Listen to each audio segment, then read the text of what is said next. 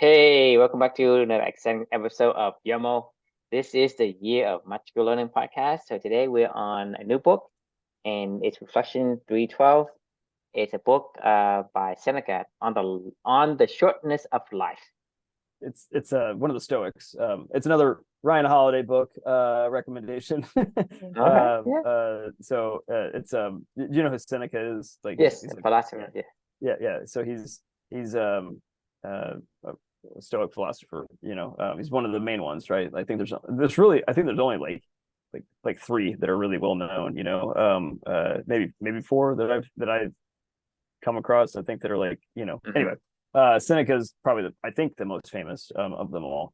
Yeah, Um, probably he's the most the one that people I guess reference the most. yeah, well, him or Marcus Aurelius, but really, I mean, Just Marcus because Aurelius Marcus Aurelius is is the famous. emperor. Yeah, right, yeah, yeah. Um, this book is self-explanatory. It's on the shortness of life. It's bringing up, it's talking about time. How much people waste of it and meaningless pursuits and yada yada yada. And try to live a purpose-driven life. It it's an interesting book, especially given that it was written And by I think it should be shorter 49 because AD. I think this Yeah. is something that it should be self-evident. It is. It's a very short book. I mean, it's not long at all. So it's a short book on the shortness of life, right? And the reflection title for this one is Stop Wasting Time. So this is why when I know we're already technically only 20 minutes in, because we were talking about something else beforehand. I think we might be able to get this one done in 20. And here's why, because this is about the shortness of life and not wasting time, right? So we're Uh-huh. not going to waste time tonight. Okay. So on the course of this journey, this Yomo journey, if you've followed along with us on the way, there's been a ton of books about first party, memoirs and accounts of really, really, really brave people that have gone through some incredibly extreme and personal suffering events, right? Books like When Breath Becomes Air, about the doctor that had cancer that passed away and he was writing his own memoir. Hiroshima, about Mhm. Hiroshima, A Long Walk to Freedom, Nelson Mandela's book about his life. The Gulag Archipelago, about being trapped in the gulags up in Russia and trying to document that journey. Man's Search for Meaning by Viktor Frankl, about being trapped in a concentration camp and surviving. Book Never Quit, about Glenn Cunningham's life, where he overcame and traumatic burns all over his body to become a world-class runner.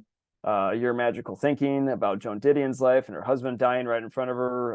Unbroken, about Louis Zamperini's life, where he was put in prison and lived out on a raft after being shot down in a plane for 45 days, only to survive that, to then be thrown into a Japanese, prisoner of war camps and tortured. And then you got the Diary of Anne Frank, who lived in an attic and was being hunted by Germans. Tuesdays with Morrie, about dying with Lou Gehrig's disease. The list goes on and on and on, right? We've covered a lot of stories about personal tragedy, suffering, and people that have still overcome a lot of these events and try to live a meaningful life. And the one thing that we keep coming back to, that I keep coming back to, that I keep hearing over and over and over and over again, is don't waste your time. Every single one of these fucking stories can be summed down to, I realize how precious life is, after I've gone through this stuff. Like, don't waste your time. Like I don't care what's happened to me. I'm blessed to have any day in this world, right? And this is kind of the fundamental lesson that Amelia taught me. Is it really that simple? I mean, it kind of is. I mean, I don't know what else to say, but like, there's never going to be a perfect day in this world, but I know that if I try my absolute hardest to bring my values out, to live my purpose, to be the absolute best that I possibly can try to be on any given day, I may only get 50% of the way there. I only may get 10% of the way there. I may get 75% of the way there. But God damn it, I guarantee you, like, it's way better than anything else that I could ever imagined, because I'm trying to be the person that I want to be every single day and embracing life. There was this quote that Nassim Taleb said in his book about the bed of Christus, that I loved so much. He was like, for so many people, instead of looking for the cause of death when they expire, we should be looking for the cause of life when they're still around. Because it's true. Like, I mean, there's so many people that walk around just, every single day going through the motions. It's, bullshit, blah, blah, blah, blah, blah, like, wandering, sleepwalking through life. And then they get to the end of their whole entire journey. And then they're like, oh man, I missed the point, or I didn't do this, or I didn't understand this. I wish I would have done this. I have so many regrets, blah, blah, blah, blah, blah. Like, that's the one thing that I promised my daughter I wouldn't do. Given the fact that she's no longer here with me and I saw what she went through, and I said, that's not what I'm going to do with the rest of my life. I'm going to do my best to honor my promise to you, try to live for two and all that I do, and live in a value-driven life and doing as much as I possibly can every single day. I don't think that's, I don't know, like it's the shortness of life, right? It's stop wasting time. We don't have much. We don't have much like of time. And I don't want to fucking look back when I'm 90 years old and go, man, I wasted a whole lot of time. Right. So anyway, love to get your thoughts. Are you on mute? Hello? Yeah, there you are. Okay, gotcha. Yeah. Well, I think, there's like you said,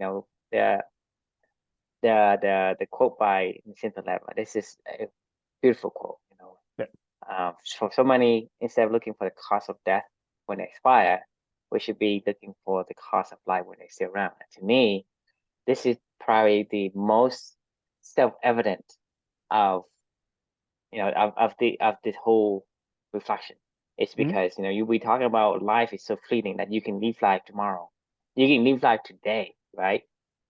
Did you hold back something that you really wanted to do because you want to eat a frog so that you can enjoy the cake at the end? And then when your life left you before you get to that cake, how would you feel? And so a lot of times we are focused on doing things that we don't want to do. Another way that I really put it in my own word is I call it the living dead. You are not living because you are actually dead. You just walking and living, but you're actually dead inside. Right. There's nothing there. There's no cost of life in it. That's just why I love this quote, because there is no cost of life for, I would say, 99% of the people right now. There's no cost of life. What are they doing today that is for what they want? They're living for something they want in the future. They are eating the frog today so they can have the cake in the future. They are marshmallow reserving the marshmallow, right? Yeah, right. Yeah. They are resisting the marshmallow for what? Because they wanted it. But the problem is that life can leave you today, and you will never get to see that marshmallow. And you have sacrificed and suffer for what? And I don't know. I mean, yeah, for what? It's the point. Like, I don't know.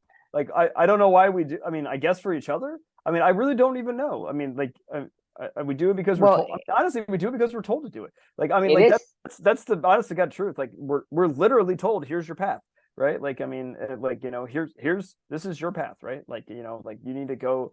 You do this, then you do this, then you do this, then you do this, and then you do this, and then you die, or whatever. Like, I mean, that's like that. That's kind of the way that I've always seen life, is like, just a series of progressions. This is probably the worst lies ever. There is a tomorrow. True. Yeah, to me, this is the worst lie ever. Hey, you get it tomorrow. You want that cake, you want that marshmallow. You're gonna have it tomorrow. You're gonna have two marshmallows tomorrow. That's the biggest lie.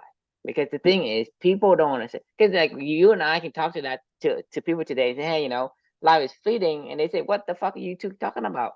Right. But until they start to see something we see, and see, you have to come across a time of bomb with your daughter, me with my own crisis, that this means something. It does. It means a lot. It means everything. It means a whole lot of yeah. It's we're here. Like, what are you here for? Like, what are you doing every single day? Like, I mean, if you literally are just showing up, like, to life every single day, I'm not saying there's anything you can do that, but like, why? Like, I mean, there's so much more that you could do. I mean, like, very, very simply put, what is the cost of your life? Right. What is the cost of your life? What causes you to want to continue to live? What is that? And get it. Don't wait till tomorrow because tomorrow is a lie. Right. I agree. For a lot of people, tomorrow is a lie. Yes, because you think that, hey, I'm young, I won't, blah, blah, right? Tomorrow, you could leave life today. You could leave life in the next 2 seconds. You can drop dead right now. You can leave. Dude, You won't wake up tomorrow. There's no guarantee you wake up tomorrow. You want to feel a little fucked in the head. Read a book about somebody's life in the 1800s or the 1700s or the 1600s. Like, I mean, my fucking God, I'm reading the Team of Rivals book about Lincoln and his four rivals. His three rivals that ran for president at the same time, and Lincoln got the nomination. He ultimately appointed to his cabinet during the Civil War, and they became really, important people in that whole entire chapter of our nation's history.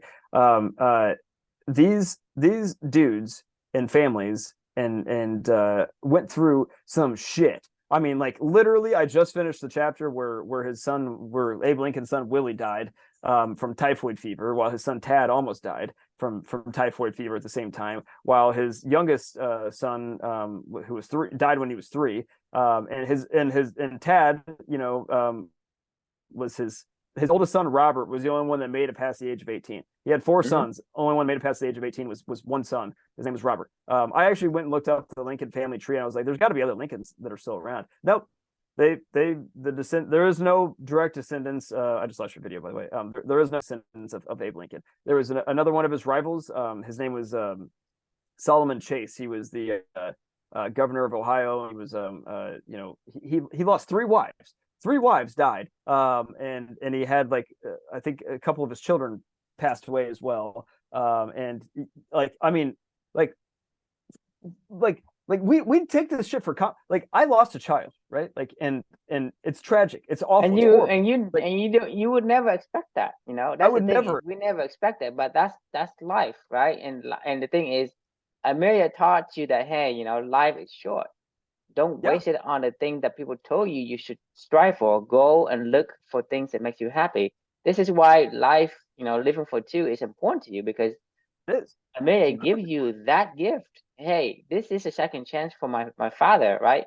My father, look at me and live the life that you supposed to live. Like I say, you're supposed to live who you're supposed to live. She did this from day one because she wasn't tainted with all the bullshit, Like, exactly.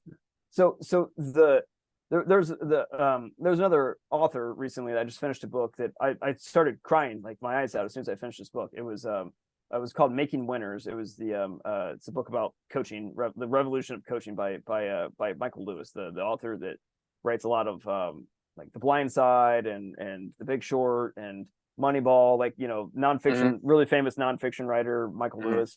At the end of this audio book that he made, it was called Making Winners, and it was like a compilation of his it was just a straight audio book. It wasn't like an actual book, but he put it together. Like, the very end of this book, literally the very end, he's getting interviewed by the producer that produced this whole entire content, and she was asking him questions about audio versus regular traditional writing versus whatever, and he's answering questions, and then she asked him literally in the very last minute. She goes, "Anything else you wanted to touch on before we wrap this whole entire journey together?" And he goes, he's like, "Yeah, I wanted to say, I lost my daughter Dixie. During you heard her voice during some of these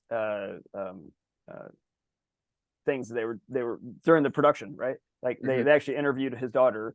About her and her coach and things that she was experiencing as her coach was helping her to get better at softball. She ended up going to play softball at some college. I can't remember what college she went to. And then like, I had no idea. During the making of this whole entire thing, his daughter passed away. And passed away tragically in a car accident, like, just out of nowhere. And he just casually mentioned it at the end of it. And he was like, he was like, it was special to be able to hear her voice again, because like, she's no longer here. And yeah, I mean, I just started fucking crying because I was like, man, this is horrible. I don't know. It just really caught me off guard because I had no idea that, like, that was going on in his life. So ironically, this past weekend, Michael Lewis just released his new book. Actually comes out tomorrow. It's called Beyond Infinite or something like that, and it's about the story of Sam Bankman-Fried. No joke. During the entire time that this was going on, while he was making this other audiobook, he was interviewing Sam Bankman-Fried, had invited him into his life to do a documentary piece on him and on an FTX and on all their rise, right? And he had spent hundreds and hundreds and hundreds of hours with Sam Bankman-Fried, and he was there the days that he got, that all blew up, right? So he documented his entire rise and like when things looked normal and everybody was all around him, and then he and spent a shitload of time with this guy. Anyway, he was given it was a 60 Minutes interview, and I happened to just come across after a football game, and I was like, holy shit. I was like, this is kind of wild. So I was in a weird way, I was curious, like, because his daughter died in 2021, right? Like, and all this stuff was going on, like during anyway, I was just kind of like this is pretty wild. I was like, in a weird way, as somebody that has lost a daughter, like I was kind of curious, like how he was coping with this, or if he was going to mention, or what he was, talking about with this. And at the very end of the 60 Minutes piece, they said, they asked him a question about like, how is this is your first piece, this is your first published book that you've written since, your daughter passed away, and like, how has everything changed? And he made a couple comments, but then they said, well, if you want to hear more about, Michael's daughter's life, like go to 60 Minutes Overtime. So I went online and I watched like the 4-minute video clip or whatever, or what it was.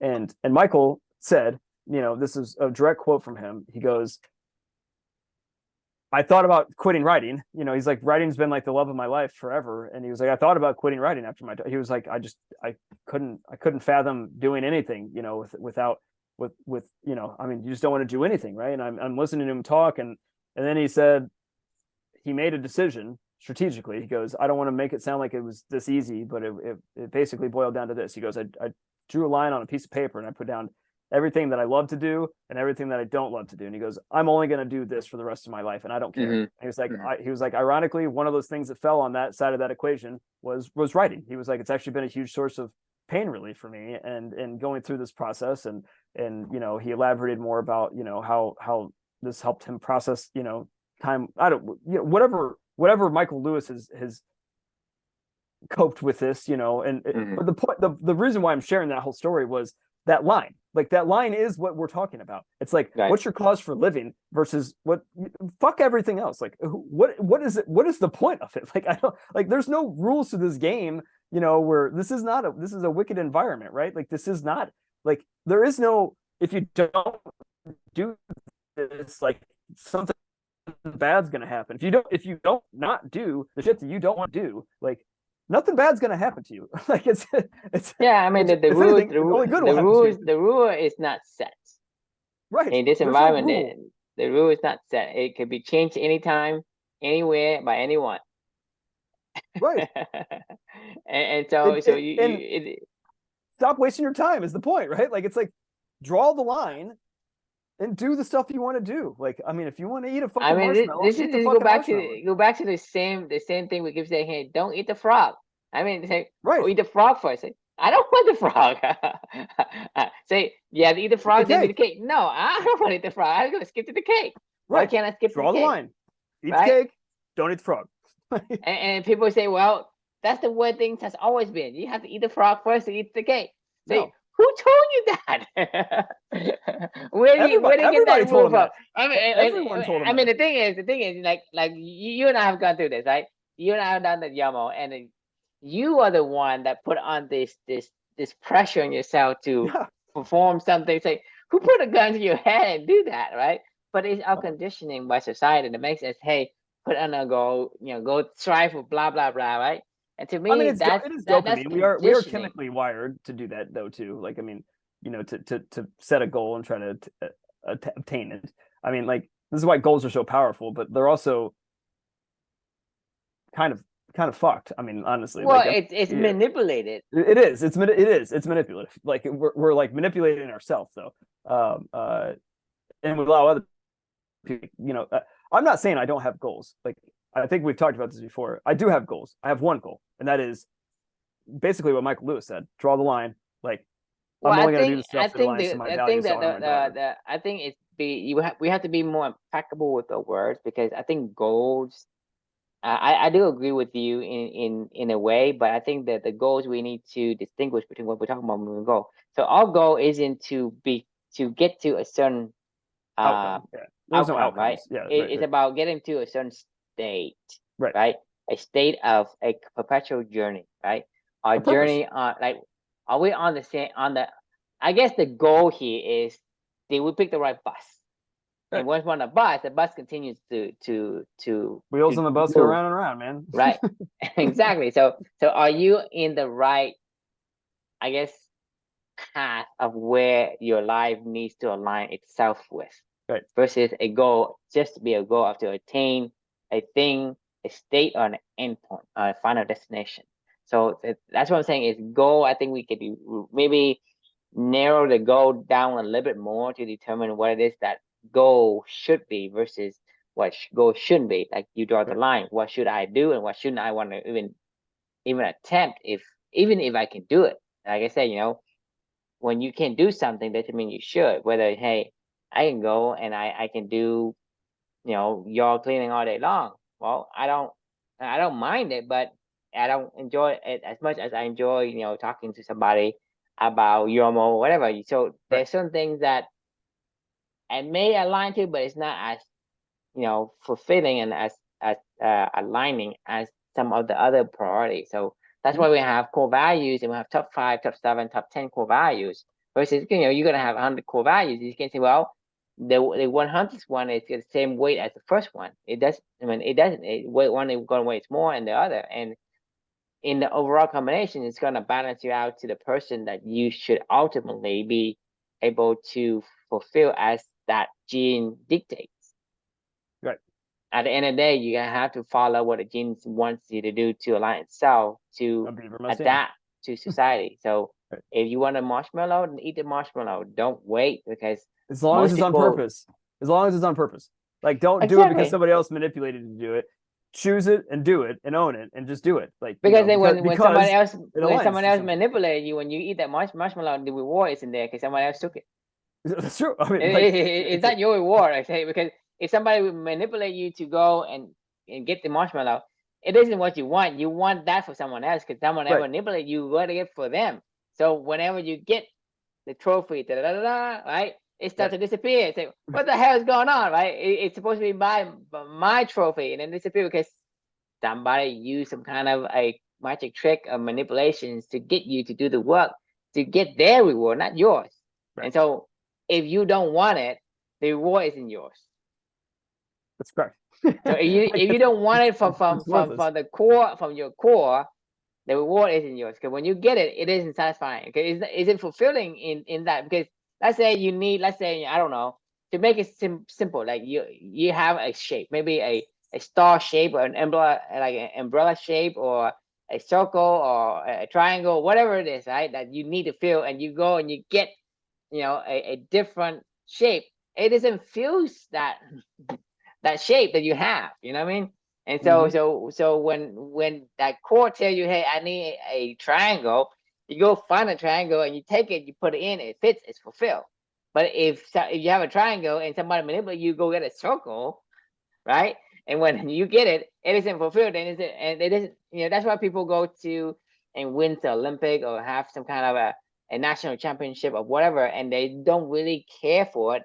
It doesn't fulfill them, and it becomes like really, I guess, lost afterward. It's awful. It's meaningless. It becomes meaningless, is what it is. Like, I mean, and I think what you're getting at is the difference between a meaningful life and a meaningless life, right? Like, you can have a meaningful day every day. Meaning doesn't have to be derived from some goal, objective, or an outcome that you achieved, and you're like, okay, now I can say that my life had meaning.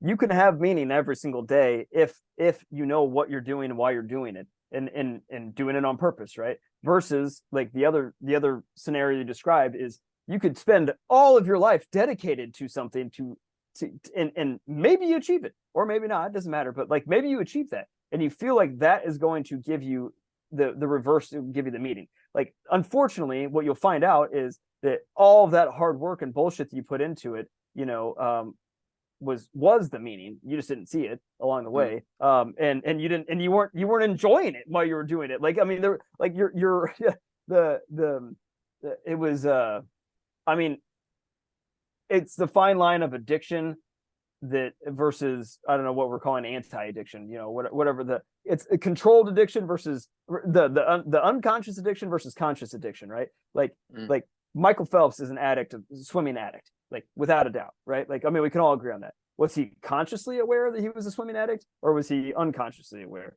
that he was a swimming addict? I think it was unconscious, because by the time that he, you know, got what he thought he wanted out of that whole entire experience, he realized, oh shit, like this wasn't, I'm pretty depressed. This is awful, right? But if he were to consciously have made the decision every single day to enter that pool for whatever reason that he wanted to do, he would have enjoyed the shit. Yeah, out of because the every thing single is, day. the thing, if he loves swimming, and it happens that he swims real well, and it happens that he wins Olympic, Right. that's just And it's amazing. side. It's just a Right. side. It's just gravy, right? Right. So I mean that if he loves swimming, whether there is an Olympic or there isn't an Olympic, he still would love swimming, because there's always a pool for him to go swimming. Exactly. Right? Or an so ocean, he wouldn't or a lake, have never gotten lost and depressed after the Olympic. Right. You think about it, if he really understands what he loves about swimming, he will swim. And whether he has, because like you and I, like we go on down this journey, right? We're not looking for anything beyond just having the ability for you and me to express ourselves and having fun. This conversation today, that to me is the core path. Yeah. If it happens to find somebody who is, you know, more like bringing more people, okay, that's just gravy.